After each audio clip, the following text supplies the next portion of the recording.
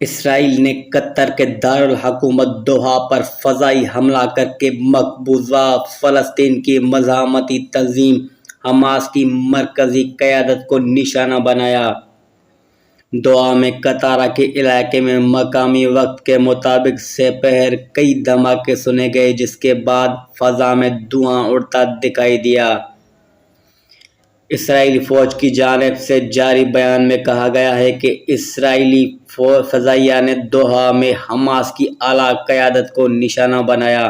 حملے کے فوری بعد عرب میڈیا نے دعویٰ کیا ہے کہ اسرائیلی فضائی حملے میں حماس کے سینئر رہنما خلیل حیا شہید ہو گئے۔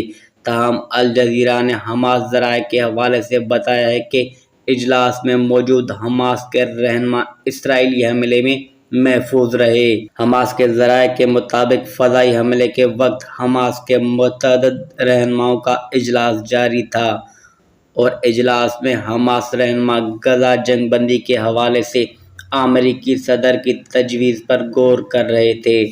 ادھر عرب میڈیا نے بتایا کہ اسرائیلی بمباری کے دوران اجلاس میں حماس کے 5 سینئر رہنما موجود تھے، جن میں خالد مشعل، خلیل حیا، ظاہر جبار، محمد درویش اور ابو مرکز شامل۔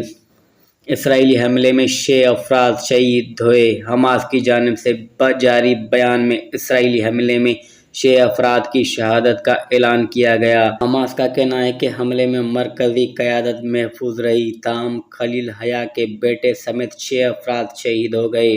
شہداء میں خلیل حیا کے دفتر کے ڈائریکٹر بھی شامل ہیں۔ قطری وزارت داخلہ نے بتایا کہ اسرائیلی فضائی حملے میں ایک سیکورٹی افسر شہید اور ایک زخمی ہو گیا۔ اسرائیلی عہدیدار کا کہنا ہے کہ اس حملے میں پہلے امریکہ کو اعتماد میں لیا گیا تھا اور امریکہ نے حملے میں مدد بھی فراہم کی۔ قطر نے اسرائیلی کارروائی کو قطر کی سالمیت اور خود مختاری پر حملہ قرار دیا۔ قطر نے اسرائیلی کارروائی کو قطر کی سالمیت اور خود مختاری پر حملہ قرار دیا ہے اور قطری وزارت خارجہ کے مطابق یہ مجرمانہ حملہ بین الاقوامی قوانین کی کھلی خلاف ورزی ہے۔